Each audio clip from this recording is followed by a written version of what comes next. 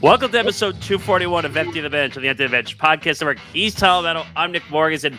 Follow our show on social media at ETB Sports, Facebook, Twitter, and Instagram. Follow the Empty the Bench podcast network at ETB Network, Facebook, Twitter, Instagram, and TikTok at ETB Network. Make sure to like and subscribe to our YouTube channel, youtube.com/ETB Network. All our shows are up there. Make sure you go check it out. Follow our website, etbpodcast.com, for all the latest blogs and information. Getting ready for football season, dog days of MLB, a lot of news coming up, so make sure you follow the website as well. Make sure if you don't want to watch the video, make sure you listen to us wherever you get your podcast, Apple, Spotify, everywhere else you can find us, including YouTube Premium if you want to listen to audio of sorts on there as well. Also, this podcast presented by Playback and this network presented by Playback.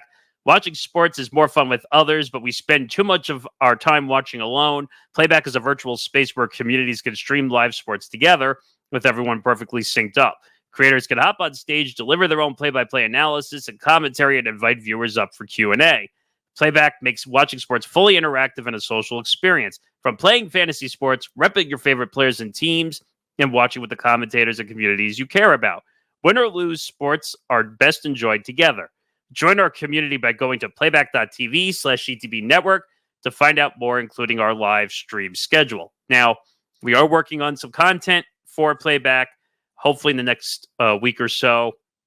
Also, we're working on some possible, for our NFL content, which we'll be announcing in a couple weeks, a fantasy football draft, hopefully on Playback. So just make sure you join our community. Like I said, playback.tv/ETB Network to find out more. Okay. The jinx or the curse has hit this show again. We thought we were going to have a quiet week. This was in a big way. This is in a, it didn't just hit. We got clotheslined. We got clotheslined big time. Out of all of the stories that we're going to talk about today, so we only have about 8 headlines listed here, but if I could do my math and I could do my counting here, 1, 2, 3, 4. Yeah, 4 of them. Half of them, the very first 4, were stories that were not originally planned to be covered this week. Nope. And these are 4 stories that broke in 24 hours between the time we were finishing up our preparations and the time we actually sat down to record. Yeah, this show has a blessing and a curse, and most of the time it's a curse because, and of course, I said to Tom when we were prepping the show, I said, "Oh, it's a relaxing week, no problem, we'll get through it all." And of course, I jinxed it again. We know how to jinx this. So, what 4 stories are we talking about that have broken over the last? By the time you all out there are listening to it, it would be 36 to 72 hours. Oh, let's see. Wander Franco. Jontay Porter, Mike Gundy putting his foot in his mouth. Big surprise. Kawhi Leonard and drama about what's going on for Team USA right before the Paris Olympics. So yeah, just those 4 names off the bat. If you know the stories that we're talking about, you know why we say everything exploded this week. And we have 2 updates to this, basically to 2 stories we covered over a month ago, which now have some conclusion to them on the criminal side of things. Yes. And actually, we have another story which we don't usually cover this category of sports, which has allegations going down as well. That was actually covered on our Game Changers show, which is our women in sports show. But yeah, it's actually a fascinating story in a lot of sorts. And I have an update for everybody because I spoke to the person that's involved in the story. Yeah, you're talking about the issues going on with San Diego Wave. And partly because you actually were paying attention to this stuff on social media and watching the fight, and partly because with all their scheduling issues, MMA Outsiders couldn't do a show this week. We're actually going to talk about Ryan Garcia and Diaz versus Masvidal's fight here on this show. Did I tell you that I was excited? I actually watched that fight. I said I was looking forward to it. You being a big Masvidal fan 5 years ago when he had that sudden run. Yeah. And then he and Diaz fought for the first time in the UFC. And as Zan promoted yesterday on Bando's Breakdowns, he remembered that I was at the press conference for that. Yes, I do remember that, actually. But, all right, we have a lot to get into, so we got to get a move. So, Wander Franco formally charged with Yes. sexual abuse and sexual exploitation, against a minor. Not a surprise. Right. So obviously the assumption at this point was that he was going to be found guilty, and now this is basically all of the formally charged for the formal process of charging him. So reading the story from the AP that is continuously being updated even as we're recording this story, Tampa Bay Rays shortstop Wander Franco has been formally charged with sexually abusing a 14-year-old girl in the Dominican Republic. Prosecutors filed multiple charges against Franco 6 months after a judge ordered that he be investigated in connection with sexual and psychological abuse of the girl. The Attorney General's office spokesperson, I'm going to butcher this name, Nairobi Villoria, on Tuesday, confirmed to the AP on Tuesday, prosecutors presented before a judge the final and formal accusation. Let's see. The most serious, I'll talk about the other side to the charging, and later I want to focus on Franco right now. The most serious charges that Franco will be facing is a rape charge, for which he could receive a sentence between 10 and 15 years in prison, and human trafficking, which is punishable in the DR by sentences of between 15 and 20 years. He is still in the DR. He's been in the DR. He has been required to make monthly monitoring visits to the court since January. He had at one point requested those visits be suspended, and the judge denied it. He will be tried in a court in the province of Puerto Plata, where the events occurred. As of the time, this is a recent development. Obviously, not so much when you guys are listening to it, but as Nick and I are sitting here now, MLB has formally placed Wander Franco on the restricted list, cutting off the pay that he had been receiving under administrative leave. He had been receiving 50% of his salary on that leave. And something I pointed out to you, Nick, before we started recording, he had signed that extension, but he had not gotten to the extension years yet. He was still only making $2 million this season. So he basically has now, I mean, not just screwed himself out of a payday, he screwed himself out of a career in the United States as a big athlete superstar. I would say also he's basically, his career in doing anything is over, because when you have allegations of underage sexual abuse and rape, your career is over. Your reputation is soiled. I mean, what else can you do? And by the way, and I said this to you before we recorded, this asshole was being paid while this whole thing was going on? I mean, it's the administrative leave, so he's not getting all of his pay, and at the same time, unfortunately, you have to let the legal system play itself out, but at this point now, it seems to be playing itself out in full, to the point where, like we kind of said, Wander Franco, I mean, Nick, considering the seriousness of these charges, human trafficking, sexual abuse, and not just abuse of another person, abuse of a minor. We're talking about a 14-year-old. We're talking about a 14-year-old girl. Right. He's not going to be allowed to step foot in the United States again, even if he was, even if he was coming for a visit or somebody who wanted to be an American citizen. He's done. Well, he's done. Now, again, I don't know what his visa, or if he was a dual citizen or whatever he was. I don't know. Whatever it means, it don't matter now. No, I agree with you, but I'm just saying I don't know what his exact situation was. My point is, it doesn't matter now, because he's going to be in a Dominican Republic jail at this point. I mean, he already was. I mean, and the one thing I told you that I'm worried about in this situation is, being an athlete, will they cut him a break? Which I hope they do not. I hope he gets a maximum sentence and we don't hear from him again. But or somehow the charges just get dropped one day. And the other thing I'm worried about, which I brought up to you, and I'm sure we're going to talk about it, is, will we have an A-Rod situation all over again, where the MLBPA, by the letter of the law, has to defend everybody that was a major league player? I don't think, I get what you're saying, but at the same time, you have to think about the standpoint from a moral and ethic view. This is a situation where, obviously, it's a 14-year-old. So when I use the word defenseless, this isn't like obviously a 5-year-old is really especially defenseless. But when you're talking about still somebody underage, they're defenseless. You're talking about like this isn't just the AP story point of this isn't just physical abuse. It was psychological abuse as well. Do Well, you understand what that does to a person? yeah, I mean, it affects them when they become an adult and in older years down the road. The other point, No, but let me add to it because I said I was going to go back. The sick part is the mother supposedly turned a blind eye to it. She also she got has been paid. charged. She got paid by Wander Franco, and now the investigators not only are charging Wander Franco, they're also charging the mother with money laundering. In my opinion, she should go away and do jail time for, I don't know, I wouldn't say as long as him, but she needs to go away and do jail time because she allowed the abuse to happen. What about child endangerment? Yes, that's exactly what it is. Like, to say that this is only money laundering is kind of a sick way of putting this whole situation. And I remember, what was it? Because there were a couple of different potential victims here. Because I remember the whole talk about, they were in a relationship previously. So it doesn't work with this girl because Wander's what, 23? She's 14. So she's at the 9 time years she was old. 14.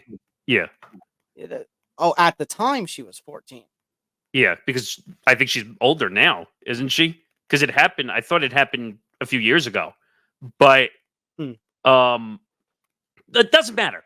14, 16. I don't know what the legal age is in Dominican Republic because I might be different in the Dominican Republic than it is in the U.S. It doesn't matter. 14 is definitely below legal consent. I will tell you that right now. And the fact that he's getting these serious charges, my point is that, I don't, letter of the law or not, you have to have the wherewithal to say, the expression pick your battles. This is not a battle MLBPA should be picking. This is one where they have to say, look, with the seriousness that's going on and obviously he's going to be tried in the court now. Like, there is a point where you just gotta wash your hands and say, Adios, okay. see ya. Yeah, because now let me go into what that point that you were talking about that kind of connects it here. So he's no longer going to be paid because he's on the restricted list. Obviously he had been on administrative leave. There was one point during this where he was off administrative leave, but that was during the MLB off season where administratively the ILs, none of that exists during the off season. But now that he's on the restricted list, basically I had a look into it. It seems like if and or when Wander Franco gets sentenced, arraigned, whatever you want to use the word for it, it is at that point where the Rays can go to MLB and say, we want to void this contract. And then I think I brought up the point to you that they might have to wait even longer, depending on an appeals process, for whatever charges come down and officially he's found guilty of. But I didn't realize. But at the very least, now that the investigation, as you mentioned, the appeals process, during this time, I don't know so much about the offseason, but during this time, they now have the restricted list. So the financial burden is lessened. Right. And the other thing that you and I were kind of surprised with, we didn't realize he was getting charged with human trafficking. Yeah. That's a different charge. We knew he was going to get, well, allegedly, because it's not confirmed yet, but rape and underage. Yeah. But I didn't realize human trafficking was involved in this situation. Yeah, it is. I'll try to figure out figure out the words officially. Well, so Juan Arturo Recio, he's the guy that's been on the ground and Passon has been communicating with, and this was about 6 hours ago. Through a press release, Dominican authorities indicate that in addition to the crimes of sexual abuse and sexual exploitation against a minor, Wander Franco is being accused of human trafficking. That charge alone has penalties up to 20 years in prison. That doesn't even include the rape charge and the if there's child endangerment in that regard. So we're talking about serious jail time here. And his career is over. It's over. He's never coming back to Major League Baseball. Ever. No, he's done. He's done. And we've talked about, I mean, Nick, again, if somehow, if he is arraigned and he's sentenced and everything, if he is found formally guilty and everything, and the MLBPA goes and defends this, number one, then I fear what's going to happen when there's a lockout with how bad the relationship is between these two sides, because that would just be the cherry on top of the what Sunday. Four-letter word that begins with S. Well, you say whatever you want, but remember, we're not FCC regulated. But my point is that, what was the point I was? Oh, if he is defended by Major League Baseball, Trevor Bauer should be screaming from the hilltops because he was charged and the charges were dropped. Yeah. I still don't like Trevor Bauer as a person. I don't either. And I don't like the actions that transpired in that whole thing. But yeah, if he's found guilty and MLBPA defends him, that kind of leaves a bitter taste in the mouth. And furthermore, if MLBPA defends him, like if he is found formally guilty by the courts, he gets sentenced, and the MLBPA tries to defend, fight back against the Rays trying to avoid, for actions that some would argue is worse than murder, the actions that some people, prisoners would argue is worse than murder, because they attack people in prisons for that. Right.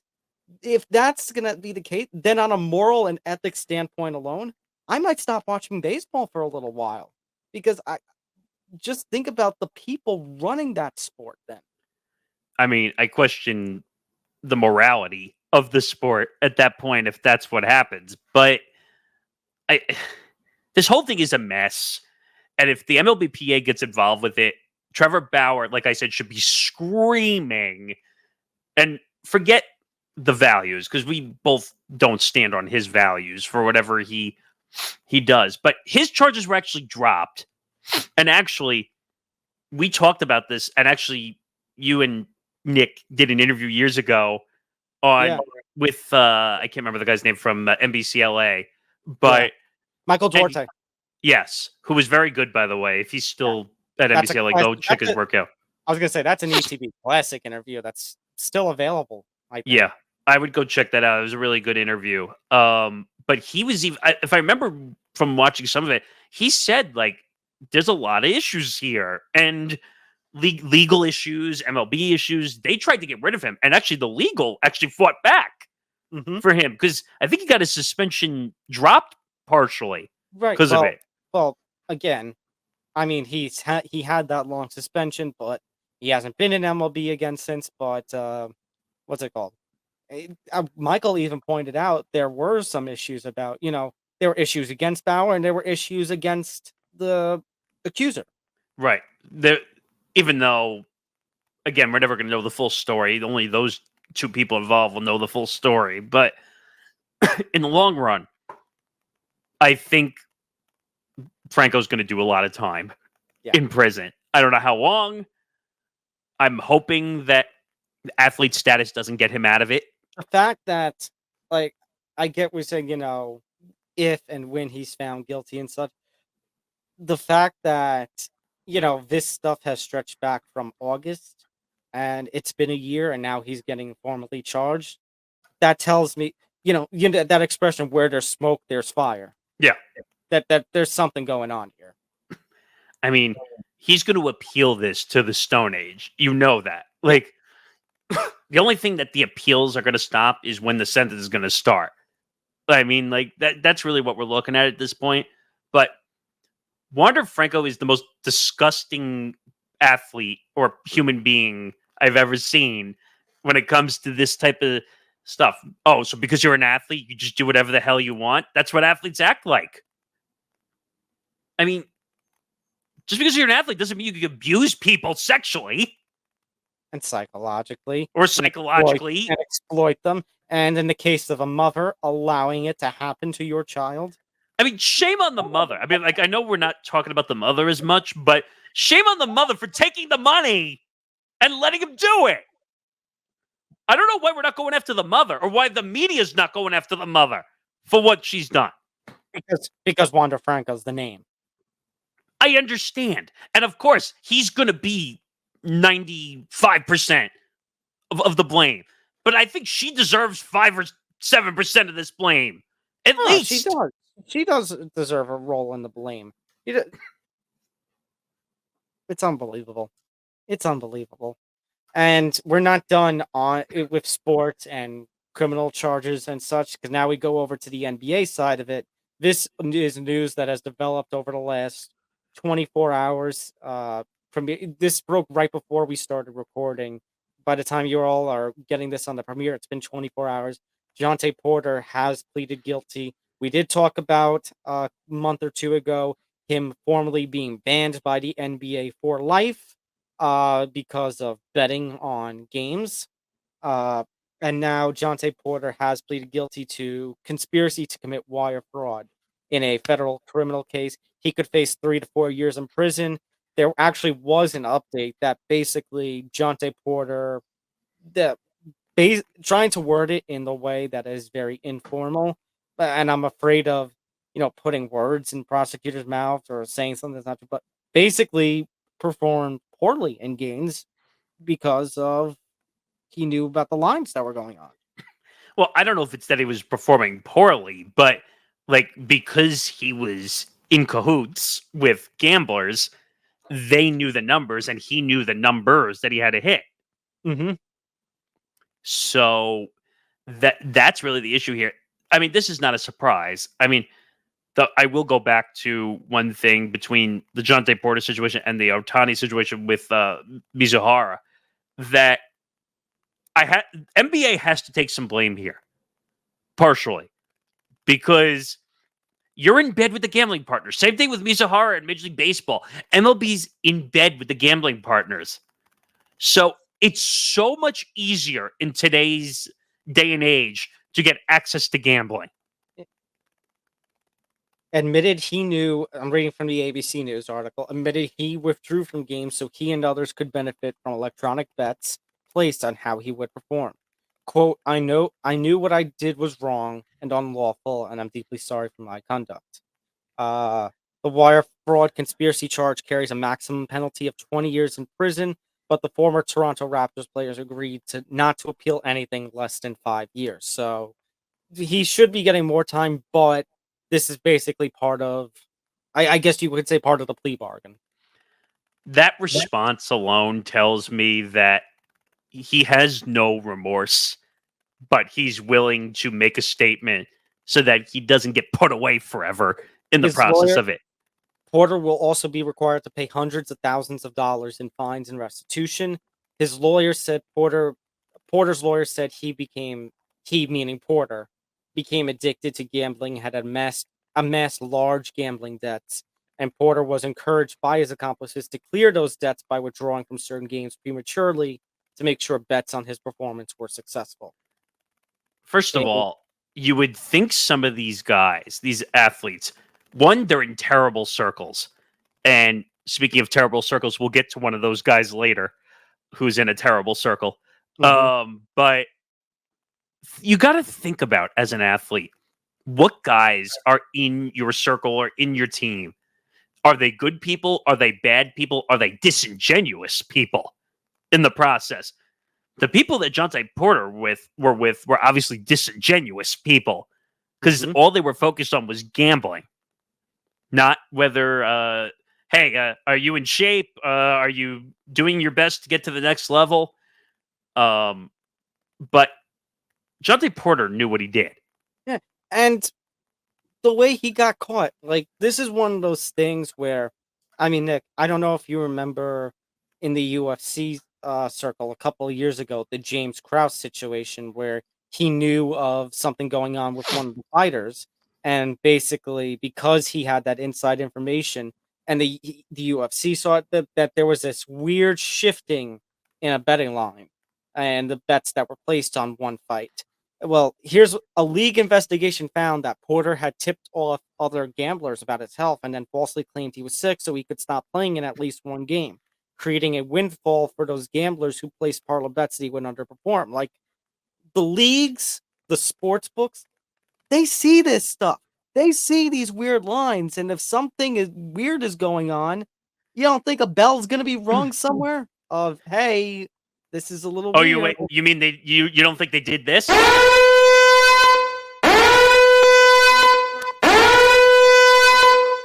Right. I mean, it's one of those things where if all athletes are now tracked when it comes to possible gambling.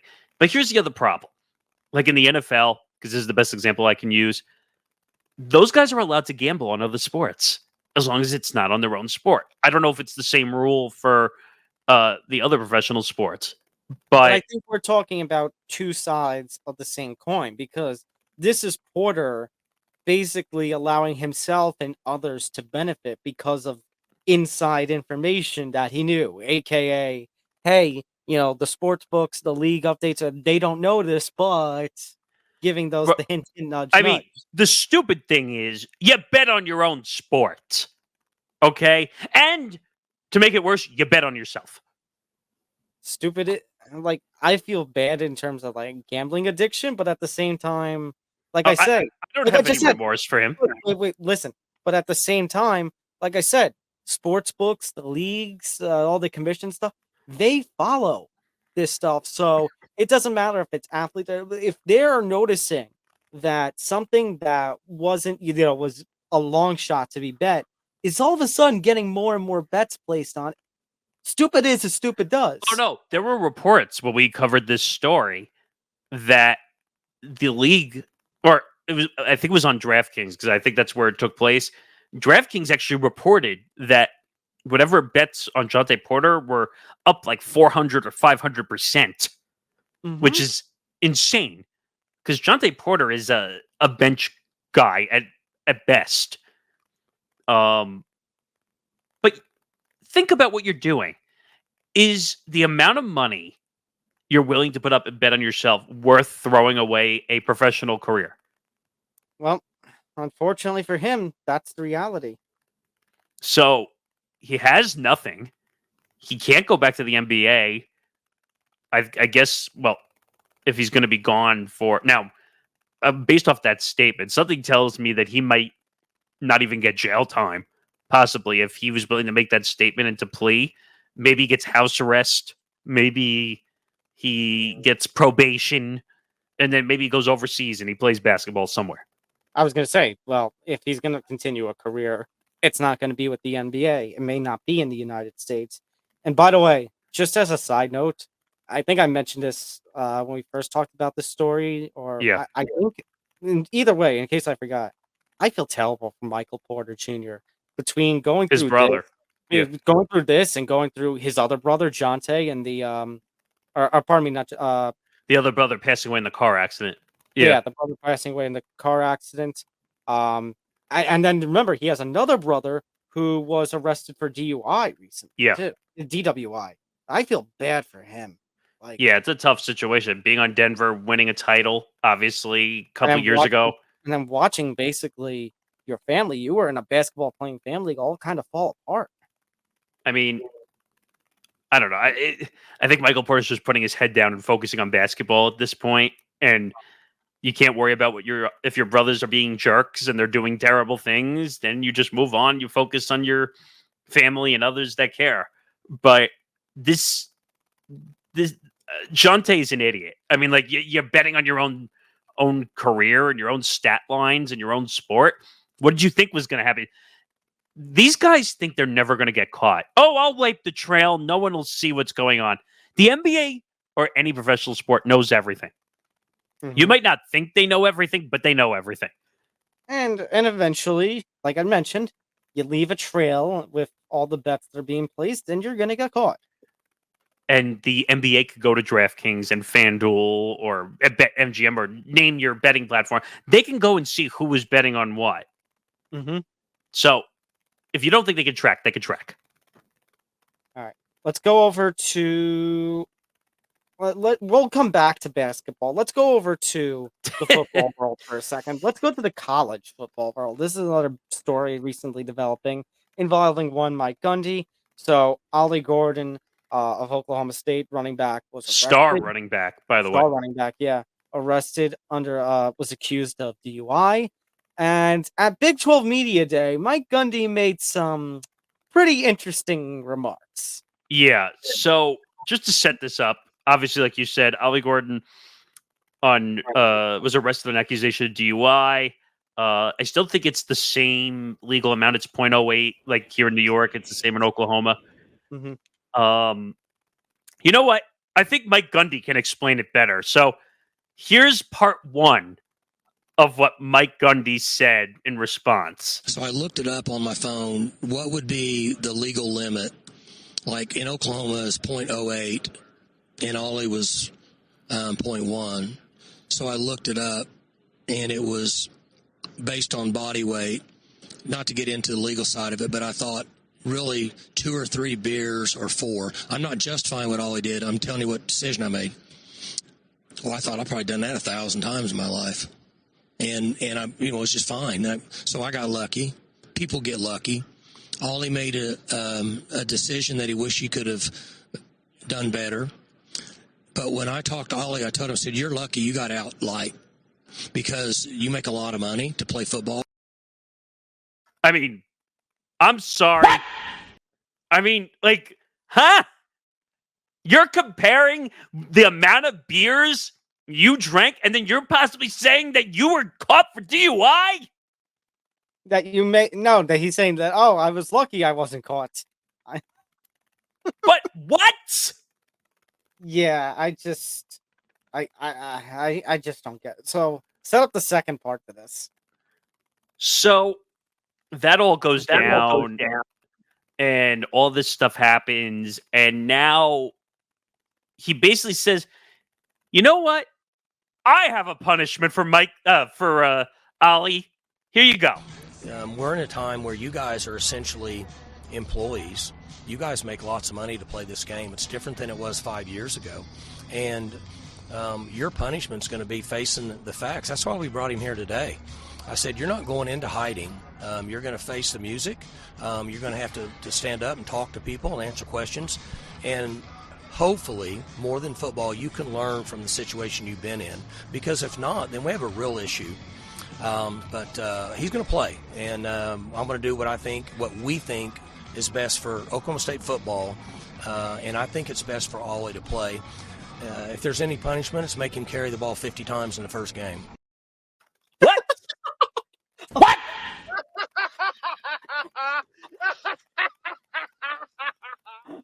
So hold on. First of all, let me address the first half of those part 2 comments, because the part 2 comments, you know that meme, you have me in the first laugh, not gonna lie. Like when I was hearing the first part of those remarks in part 2, where he was talking about Ollie not going into hiding, having to face the consequences, having to face the media. It's like my first thought was, okay, why didn't you say this at Big 12 Media Day the first time around? Because that would have been the response. But Right. then to say his punishment is going to be playing and running the ball 50 times, what that just tells me, Nick, we just talked about the preferential treatments of athletes. We were talking about our fears with what could happen with Franco and Jontay Porter. Like, this sums that all up. It's like, oh, you're a football player, football. So here you go. He's not going to face any punishment. He's going to play. This is privilege at its finest, being an athlete. And on top of it, wait a minute. And on top of it, with all the NIL money. I'm not done, because I'm going to that point. You and I have had our disagreements about NIL money. We've had our conversations about, them as employees and such. If this was a normal student who was not an athlete, they would be in a hell of a lot more deep shit.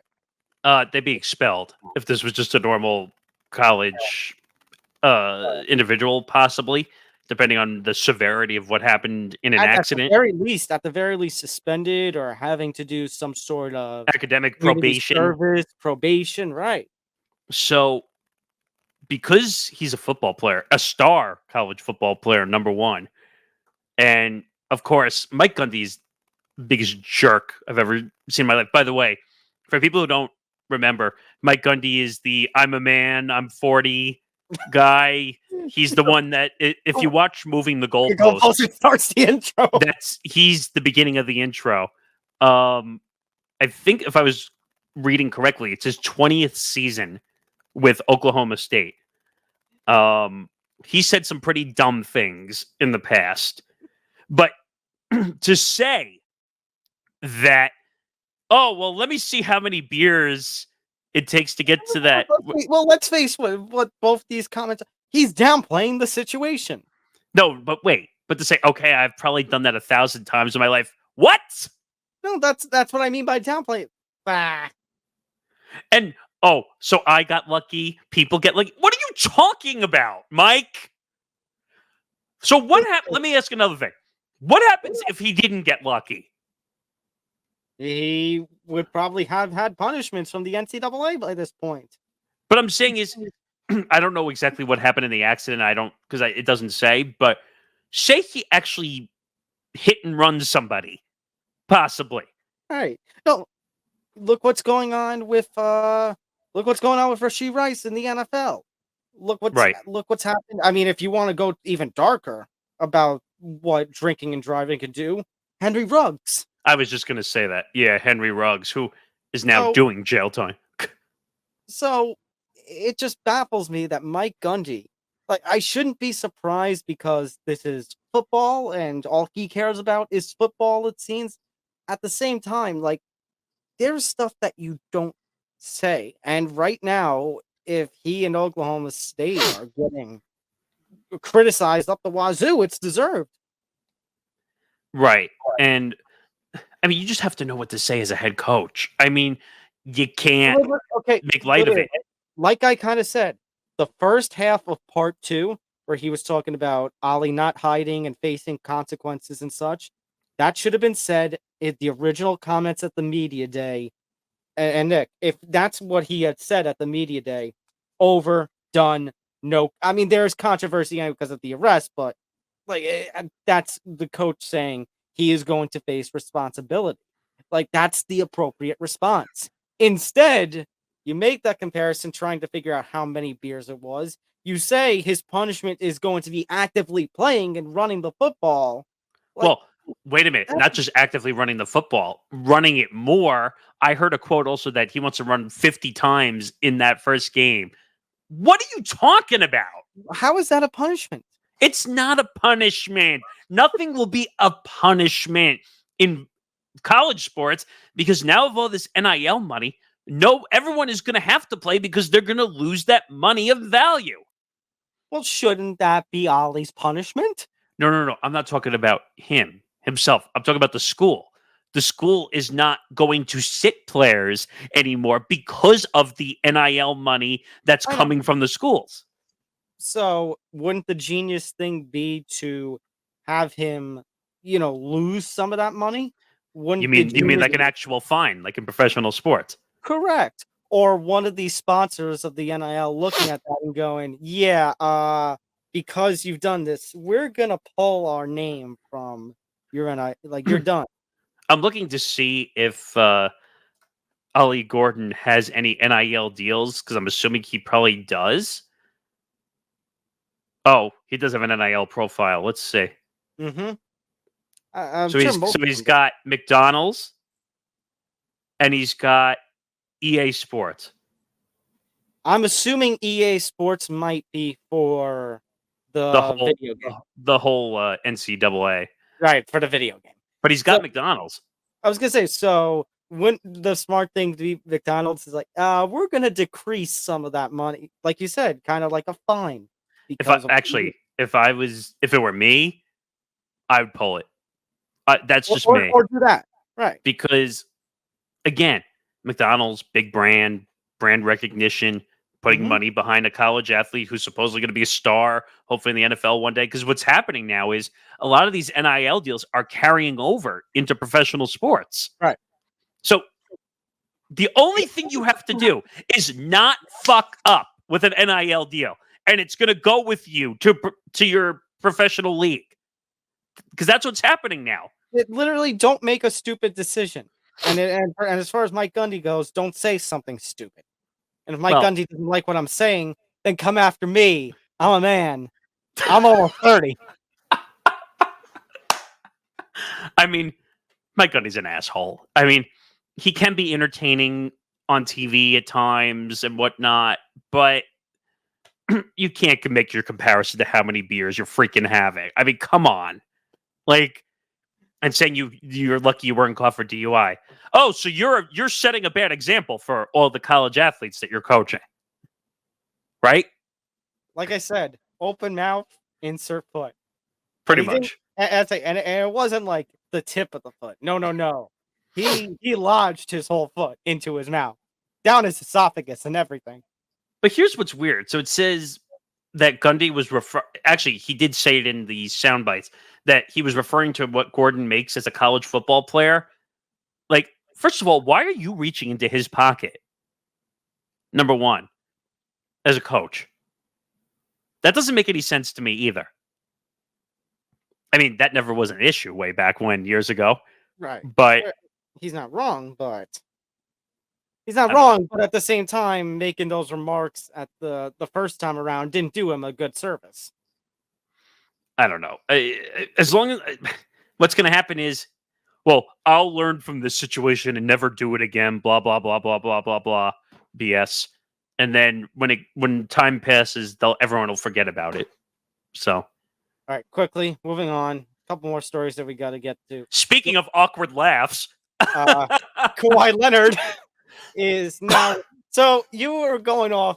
I think it was last week. We were talking about the roster for the Team USA at the Paris Olympics. Well, speaking of this story, I did a short video on it the day that we're recording this. What I was referring to was that you were like, oh, so Mr. Load Management doesn't play in the season, but is going to play in the Olympics. Well, now he's not. Something just didn't seem right to me. All of a sudden, I'm reading all the names. They're going back to the old 08 Redeem team with a lot of these guys: Durant, LeBron, Steph Curry, Anthony Davis, and so on and so forth. And then I see Kawhi. Trying to get all this is where Kawhi and why he made the spot kind of, because what you talk about with Redeem, this is basically them trying to get all the big names from America to play. It's one last run with all these guys, essentially. Right. And then I see Kawhi's name, and I'm like, wait a minute.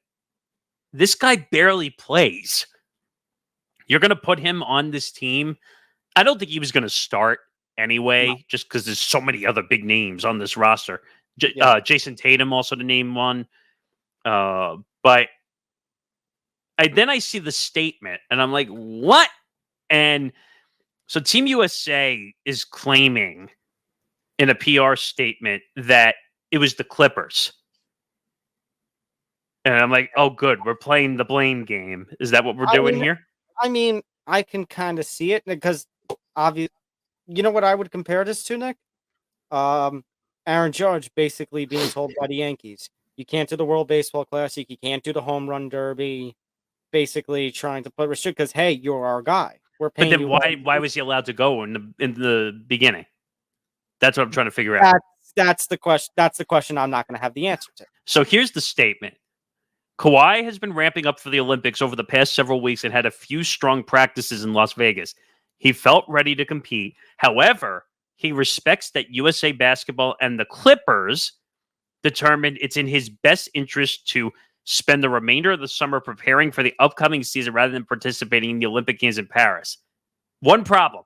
Why'd you send him? Why did you put his name on the original roster? Well, he was at practices. Why did you allow him to play if you knew that you wanted him preparing for the next NBA season? I don't get it. So this news happens, and now he gets replaced by Celtics guard Derrick White. Mr. I lost my two front teeth in the NBA Finals. Oh. No, but I say that's a battle scar. He was probably one of the best players in the NBA Finals. But he gets replaced. I like Derrick White. This is no shot at Derrick White whatsoever. But I can only imagine what's going to happen come Christmas time. Yeah. Because you know that song, All I Want for Christmas Is My Two Front Teeth? Yes. You don't think someone's going to make something about that for him? Probably. But shame on Kawhi. Like, Kawhi needs to speak up and be like, my reputation stinks. I don't stay on the court. Let me play in Team USA and let me compete. And if you're the Clippers, why didn't you raise this concern sooner? If you knew that he was going to get an invite, which all teams know when their players are getting invites because they put it out, why didn't you tell Kawhi up front? Sorry, you don't play enough games, and we just gave you a 3-year, $150 million deal. We're not. We're refusing your invitation at this time. Well, I don't know, but you know what? The Clippers are. This isn't the only basketball headline where they are being brought up in, because also talking about still the remnants of the Paul George decision that we talked about last week. So Paul George and basically came out and said, well, he wanted to remain with the Clippers, but felt the original offer was disrespectful. But this goes to something you and I talked about last week. Well, you really talked about last week because you're Mr. NBA and you know all the insides about the aprons, that they couldn't give the kind of maximum amount that Paul George would be looking for as a star, recognizable name in the NBA, because they would have been taken over the apron. They would have been penalized. Well, what happens. I know, but what did you say? Because of the new rules and all the different limits and aprons, you can't have Paul George, Kawhi Leonard, and James Harden give them all super max deals on the same team. Yeah, super teams are basically being siloed out at this point because the NBA doesn't want that anymore. They want the league to be more competitive across the whole landscape, which is impossible, by the way, to have 30 plus teams all be competitive once. It just would never happen. But if you look at the amount of money, they now have rules that you get cap locked if you overspend. So if you overspend, you then can't do other things. You lose draft picks. You can't spend money. You lose your mid-level exception. You can't do certain things. And of course, in typical big free agency fashion, when someone goes and signs with another team, he goes on his Podcast P, which is a terrible name, by the way. But that had to do with a playoff run, I think, when he was with the Pacers. And says, well, originally I was offered 2 years, $60 million, and I basically spat on it. And then he said, all right, give me the same deal as Kawhi, 3 years, $150 million, but I want a no trade clause. Well, it boils down to basically kind of what I think I said this last week too. Paul George had an interest in mind as a player, and obviously his agent is going to have an interest as an agent about getting the most money possible. The Clippers are very limited about what they can do because they're already paying those couple of contracts. Unfortunately, this is one of those times where, if there's no agreement point, then at this point you have to part ways. You got to walk away because there was never going to be an agreement. Now, just to finish that, so he wanted a no trade clause. They said no. And I don't blame them, actually, because what have I referred to no trade clauses as? Well, I mean, the NBA is already a player-driven league. A no-trade clause just puts that to 10 degrees higher. Right, but I've referred to no trade clauses as idiot clauses because basically and like you said, the NBA is the worst because they're already a players-driven league. Now you're giving them a no-trade clause. You're giving them double the power to basically hold you hostage if your team is not good. So I actually don't blame the Clippers for not giving him a no-trade. So that all goes down, and then he asked for like 200 mil. They declined, and that was basically he got the max deal from Philadelphia and walked away. That weird statement, which we talked about last week, where they basically said, "Oh, we're done with this." That was the oddest thing of that whole situation. But I find it funny that this guy has made hundreds of millions of dollars, and he said he feels disrespected. I mean, come on. Like, in my opinion, I think they should have signed Paul George and not James Harden. But I guess James Harden's finally found a comfortable home in LA, so he signed a deal. And if you look at that contract that James Harden signed, correct me if I'm wrong, it's basically less than they needed to pay. It was 2 years, $70 million. So he's making $35 million a year. They got him on the discount. I understand Paul George is the better player, but at the same time, if you're the Clippers and you, like we said, you're already dealing with potential apron issues, James Harden on a discount might be the more financial Well, decision. the funny part is they're never going to win. Let's just be honest with Well, the Clippers. we already talked about this with that big three. That it's not a big three. Right. It's not. Well, it was a big three when they had those three guys. In terms of name value, maybe, but what have they done? Let me stop right. Well, you're talking about play value. Yeah, let me stop myself right there because Kawhi, we call him Mr. Load Management, et cetera, et cetera. At the very least, he has a championship. He did have that run in Toronto. Right, and I heard actually a report that originally Paul George almost went to Toronto before they both went to the Clippers. Mm-hmm. But which I think that would have been a mistake, actually. But name value's sake, it's a big three. Play value's sake, it's a 0. But I think those three guys are a disaster actually together because they don't know how to do the first thing when it in meaning of a star is to be a leader. And Paul George is not a leader. James Harden is certainly not a leader. And Kawhi is not on the court enough to be a leader. So, but what I do find interesting is Steve Ballmer, who's probably one of the richest owners in the NBA, and they're building a new stadium, the Pruitt Dome, I think it's called, or the Pruitt Center. I can't remember exactly.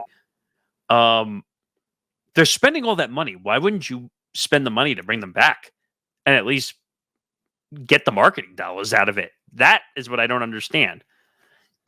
But Paul George did say he feels the offer was disrespectful all he wants. He got paid. He got paid a max deal to go to Philadelphia. Now, the ironic part is that he's going from one losing situation to another. So, is Philadelphia really that much of a better place to win? I think so. I think so. And by the way, you're talking about the Intuit Dome. Oh, Intuit Dome. Okay. Yeah. Well, I'd say, Philadelphia is a better situation because. But will they win? That's the question. I don't like. We've talked about. I think it was the two of us and Ben from Hitting for the Cycle when we were doing the NBA free agency stream. We talked about, can you really look at that Philadelphia 76ers team and say they're better than Boston, or they're better than Milwaukee, or they're better than Indiana, or they're better than New York? I wouldn't put maybe a couple teams, but I wouldn't put them above Boston or Milwaukee. Maybe not even New York. Indiana, that's a toss-up. I don't know. I'm still not buying the whole chemistry between Paul George and Joel Embiid, which, by the way, that's another name. Joel Embiid being on Team USA when he can't stay healthy either, going to Team USA and competing. But this is nonsense. He got his max deal, and that's the end of it. Mm-hmm. All right, we got a couple more stories we got to get to. Hostile workplace. So, the major accusations going on in the world of the NWSL, specifically about the San Diego Wave and their team president Jill Ellis, a former what's their official title? Audio and video, like a digital. Like she would wear like the apron thing and hold the camera on the sideline and do all the action shots. It was like a digital producer in a sense. So a former digital, let's call it digital producer, audio video person for the San Diego Wave, was making major accusations against the team and the president, Jill Ellis, basically of hostile workplace and discrimination, specifically, correct me if I'm wrong, discrimination against those who are LGBT. Yeah. And I'm trying to pull the statement out because I'm going to her account because she wrote a 5-window Instagram post. I'm not going to read the whole thing because it was, you and I went through it, but like she was claiming that like 30% or 30 of the employees were women that were fired by Jill Ellis, who was the team president. And actually, I have it. Basically, the statement talked about how the NWSL and its teams, including the San Diego Wave, are supposed to promote, what is it called? An open, inclusive environment. Yes, that's and right. Basically, their actions, as you said, potential firings, mistreatment of those who are of LGBTQ. Basically, they had discriminatory practices that go against those values. So it says since the team's inception this is directly from and I'm gonna botch her name. It's Brittany Alvarado, I think is the way you say her name. I apologize if I totally botched your name. I actually spoke to you the other day, which I'll talk about in a minute. Since the team's inception, over 30 employees have been fired or quit, with nearly 75% of them being women, underscoring the deep issues with the club. Sadly, many of these employees are hesitant to speak publicly about their experiences, reflecting the widespread fear surrounding these issues. That's a big problem. That's Brittany Alvarado's statement, which actually I just found on her Twitter page as well. That's right. Okay. I saw her name. Since the team's over 30 employees have been fired or quit, nearly 75% of them being women. They are hesitant to speak publicly about their experiences, reflecting widespread fear. The league has consistently failed to take meaningful action, has instead turned a blind eye to patterns of profoundly damaging behavior. Their investigations into these matters were negligent, further exasperating the disregard for the well-being of those affected.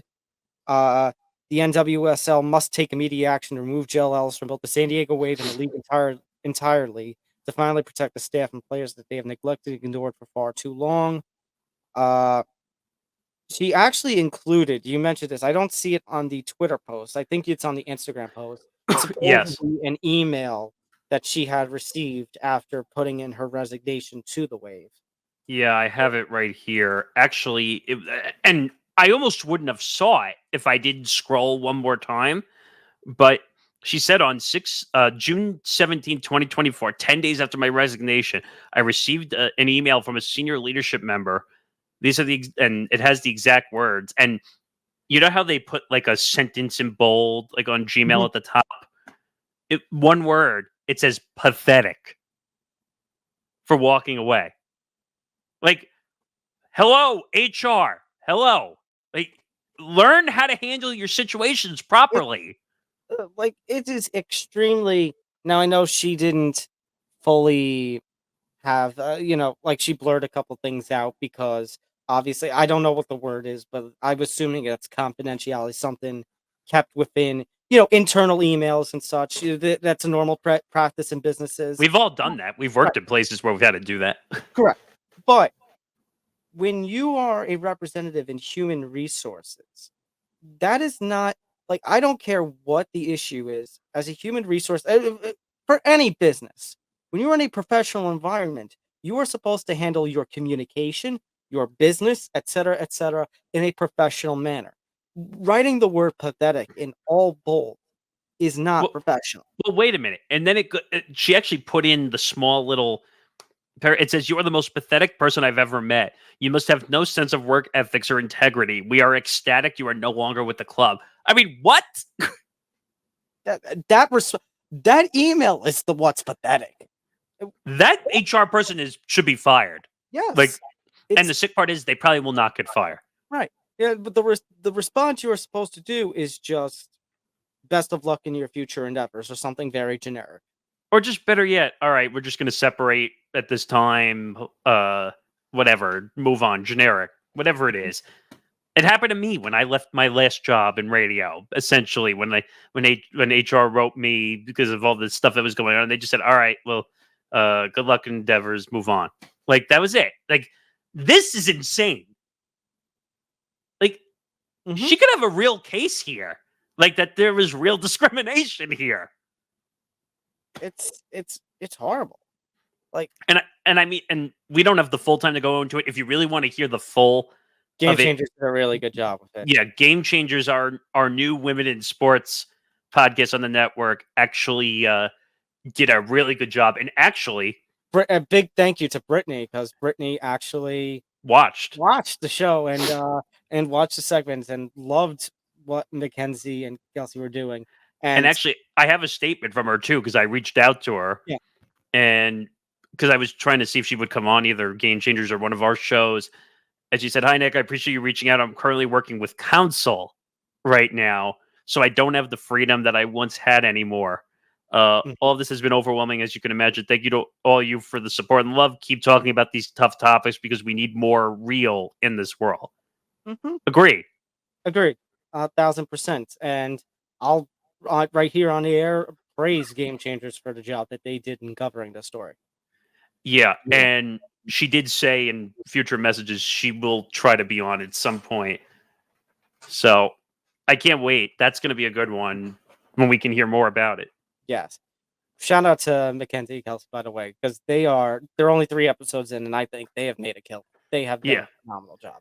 It's a good show. Just tune in Sundays at 10 a.m. Eastern. Check it out. All right, quickly, we're going to do a couple of combat stories. This was going to be our lead story before all the madness happened. We didn't even cover it to an hour into the show. I love this story, and I've been following this story more than I've ever followed in this sport. If you thought Conor McGregor is a pain on social media, Conor McGregor's a saint compared to Ryan Garcia right now. So Ryan Garcia, obviously, there was a lot of concern about him and how his actions have been ever since the lead up to the Devin Haney fight, which he won, and then that win got overturned because he tested positive for Ostarine. Big surprise. He gets suspended 1 year. And then now the WBC, which is one of the 4 major organizations that does rankings and championships in boxing. It's the World Boxing Council, right? Yeah, the World Boxing Council have basically expelled him and basically are not going to do any. Now, obviously, he can't do anything right now. Although I've talked about, I could see Saudi Arabia just saying, "Oh, we're gonna promote this fight. Here's a ton of money. Hey, come over here. We'll look the other way on this." Yeah, we don't care. It's only money. Right. But basically, what's going to happen is, let's say that does happen. Let's imagine that does happen. Basically, the WBC is not going to recognize him as a fighter. They're not going to sanction any fights. Basically, everything that has led up to it has been, just an absolute mess. Avalanche? Yeah, that's the word, an avalanche. When we're talking about, let's see. Let's count the various ways that he has had trouble for weeks now. But the drug issues. He's been arrested for trashing a hotel room in Los Angeles. As it mentions here, throwing racial slurs out in the middle of live streams. And I'm talking about the usage of the N-word, the hard R N-word. Is there really a difference between the versions? They're both bad. Right. I'm not going to get into that, but I just mean generally, yeah. Well, let's continue to add to this. Basically, during the start of Pride Month, because June is Pride Month, celebration of LGBTQ. That basically was terrible. That gays are pedophiles. Yeah, that was really bad. Saying that Christianity is full of pedophiles. Also, calling people the devil. And basically, it got to a point where on the 4th of July, Mauricio Suleiman, the president of the WBC, who never tweets anything, basically goes and puts a stop to it, tries to put a stop to it by banning him. You see his family, his own family, making a statement saying, "We don't condone any of this." Oscar De La Hoya, who former promoter of Ryan Garcia, basically disowning him, saying, "No, I don't condone any of this." Ryan Garcia at one point announces he's going to rehab and then says, "Oh no, I'm going to be my brother's full-time coach." His brother actually fights on the Nate Diaz Jorge Masvidal. He lost, right? Loses, and then something happened with Ryan Garcia. I think he might have had a little mouthing off, including with He got escorted out, right? Got escorted out, even though he claims he walked out, but I don't know if I believe that.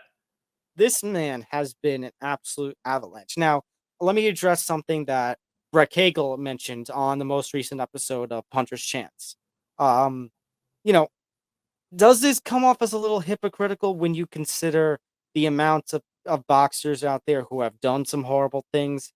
Because I think Tank Davis had a situation of abuse or something, or domestic violence. And didn't he quote tweet that or something on his Twitter account? Something like that. But basically, Tank Davis didn't get expelled by the WBC or anything. My response is yes. Well, number one, Brett has a very fair point in that it does come off as very hypocritical because obviously boxers in the world of combat sports, you know, we're not talking about the most morally great people all of the time. Well, that was going to be one of my questions. Like that, these guys are combat fighters. Like Right. if you get them angry, something bad could happen. But at the same time, if you are somebody who is throwing racial slurs out on a big platform such as X, if you are making discriminatory comments against those who are gay, discriminatory comments against those who are of a specific faith, like there are lines that you can't cross. And if he wasn't one of the faces of combat sports, for better or for worse, he would be canceled. He would basically be deplatformed. He would be thrown off the thing. Now, Brett did throw out the idea of X. They should have done something to deplatform him, but you're talking about common sense, though. Well, I was gonna say, but with the new rules of X and trying to be more X-rated, if you will, no pun intended. Yeah, I was just gonna say. Yeah, this is bad. I mean, unfortunately, though, and Twitter does this a lot now, and it annoys me.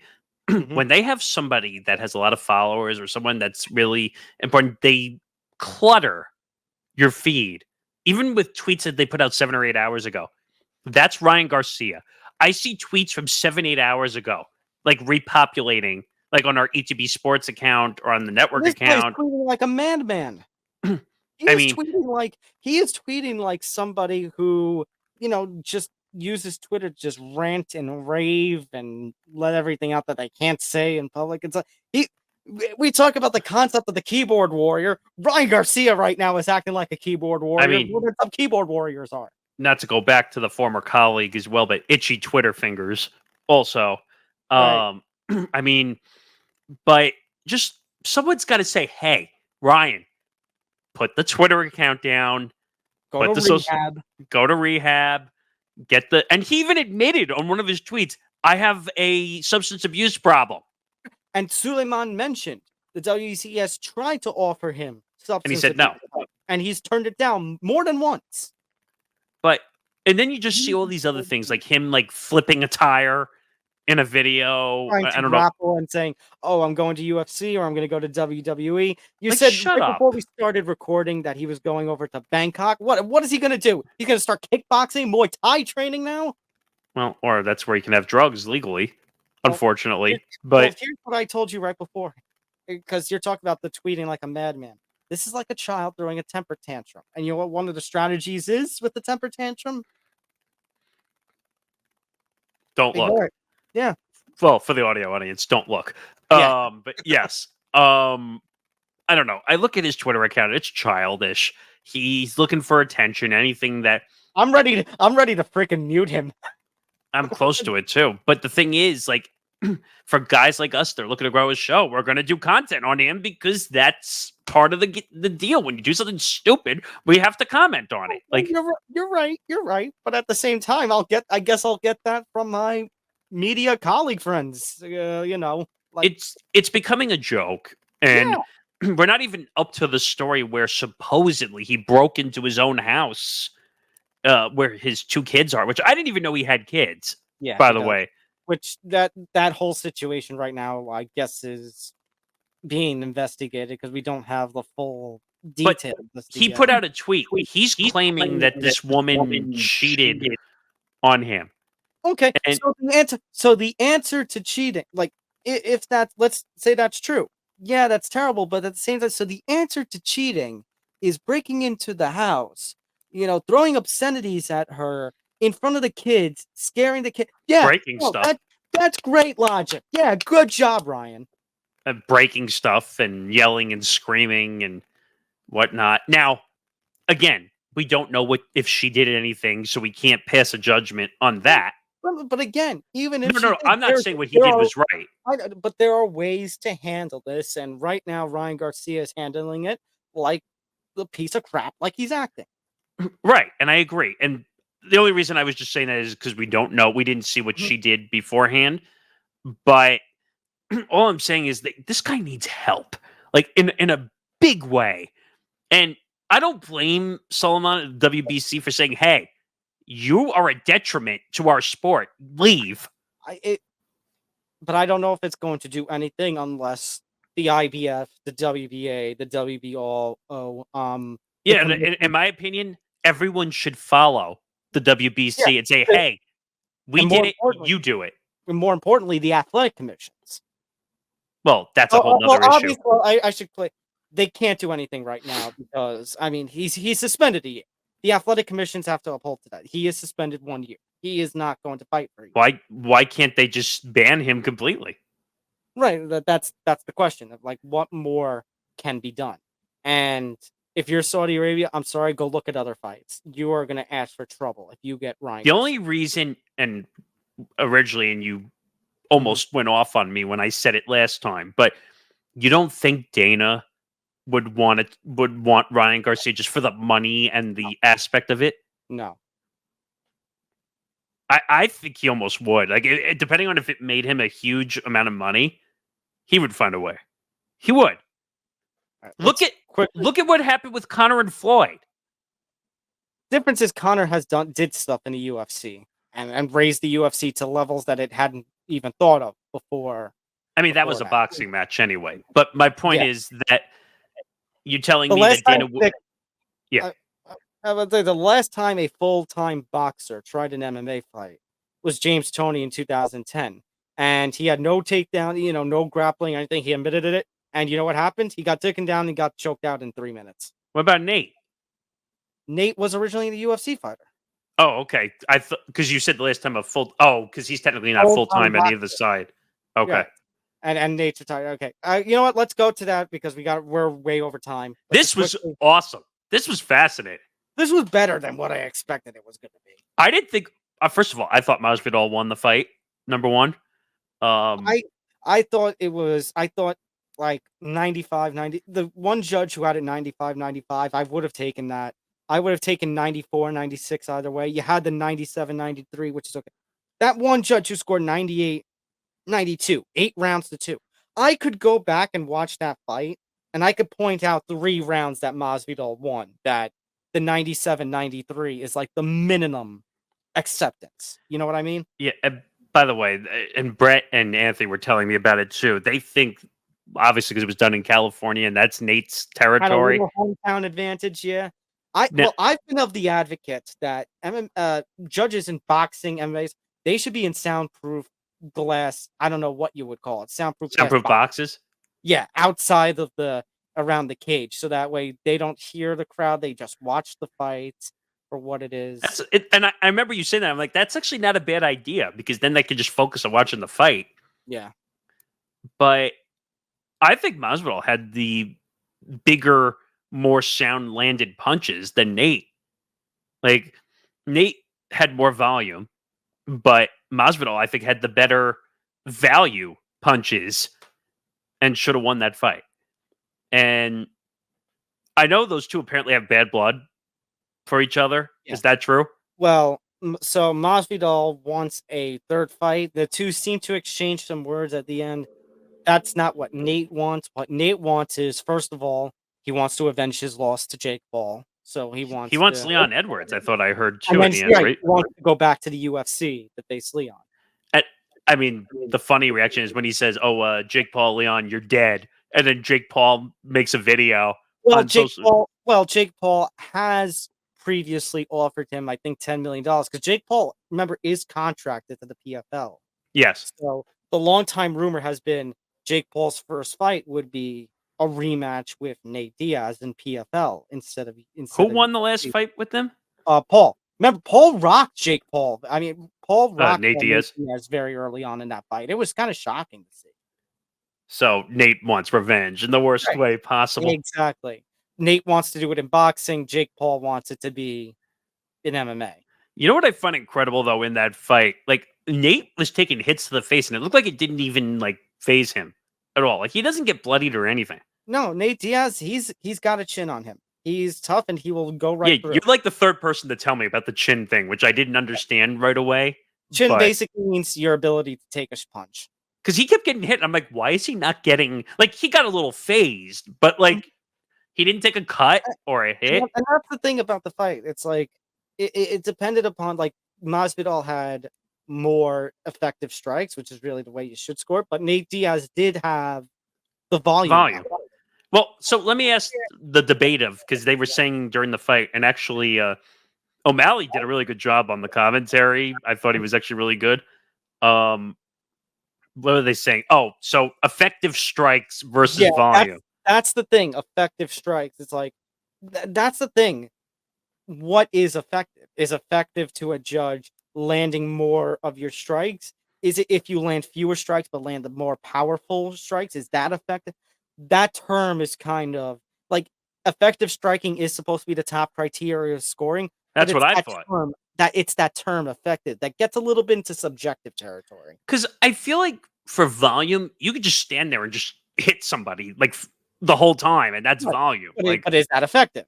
Like, no. I'm just saying, like, I know. No, I'm saying that is a long conversation. Because I thought Masvidal did a good job of defending the whole fight, like keeping his hands up. Now I don't know what they consider an effective hit. Like if you hit somebody in the gloves, like while they're holding it up, is that's not really effective? And okay. At least I'm not. Because I feel like Masvidal did a good job then in that case, because he was holding up his hands the whole time. Yeah, with good defense. So I don't know. I will take this. It's going to be less time because we're already over time, but that I would like. But screw you, Famio, because look, your brand, like Famio is like the big brand promoting this fight. Their company name is all over the ring canvas and everything. Everything, yeah. And like I get there were other streaming platforms, but when you are the main provider of this, you're the main source of the fight. Your service going down during the opening minutes of the main event, and then that service, it's either not coming back or it only comes back in audio form. You could just do a little search on X or Twitter or whatever, Famio Diaz Masvidal, to see the number of complaints. And then not offering refunds is absolutely disgusting. And for you to say, oh, you could just watch the fight anytime. This is something that Zan talked about on Bando's breakdowns, and I will put the emphasis on it here too. Sports, and especially combat sport. It's like, okay, my job as part of MMA media is to watch the fight. So, me being a very hardcore media, MMA, boxing, combat sports person, I could go back and watch the fight when I want to. But number one, if my job is to cover the fight in real time and your service goes down and I'm not at the arena, you make it hard for me to do my job. And number two, if I'm not a hardcore person, I'm just, I'm purchasing the pay-per-view and I have all my friends over, a little watch along, get together party. Your service can't go down. Sports, and this is something that I think, as that should be a primary concern, especially, Netflix trying to get into, the live sports entertainment game. Sports are the last form of appointment television. Sports is not a thing where, I could just watch it later. Sports is not a thing like how the Amazon could put a whole season of The Boys and you can binge watch it or watch whenever you want. Sports are the now. Like, if you want to watch that, you're going to watch it now. Because let me ask you, Nick, if you can't watch the Yankee game, considering, like, when you get all those updates then with social media and all the news outlets and their apps and stuff, are you really going to want to watch the game? No. And are you going to catch the replay on Yes Network? No. Well, and I have the other issue just because of YouTube TV. Like, they don't have the Yes Network anymore, and it's driving me crazy. But right. But my point is that, like, what would happen prior to days like the days with all the media say, it's that if you weren't able to watch the Yankee game in real time, then what you used to do was just try to avoid everything and then DVR it and watch it later, or catch, the replay that is on either Yes Network or whatever your local RSN was. These days, you can't really do that. Well, because everyone's tweeting and everything away the outcome of the result. So, whereas other forms of media consumption, appointment television, appointment viewing is going down, I would argue because of that, appointment television and viewing for sports, that's going up. Like, the emphasis of watching things live as they happen. Well, now that Netflix, like you said, paying not just millions, like billions of dollars for live. I mean, heck, we're gonna have Christmas Day NFL games on Netflix. Christmas Day NFL games, the WWE having Raw starting in January. Heck, you had a tennis match with Nadal and Alcaraz. And there's rumors potentially could the UFC end up on Netflix in their next television deal. I think that's already being talked about just because they have the deal with Endeavor with WWE. So, like, they got to figure out something and get it right. And I'm not just talking about Netflix, just streaming platforms in general. Amazon, yeah. You gotta have that understanding about sports. Yeah, I mean, we'll see what happens. Streaming is going to have to make itself better because that's where all the appointment television is for sports, especially with all the exclusive deals. So, and I'll throw it out really quick. The NBA supposedly next year is going to have 7 days in a row of national NBA games, which is insane. Actually, by the way, they just released the amount. Like while we were in the middle of recording, they actually released the amount with the TV deal with NBC and Amazon.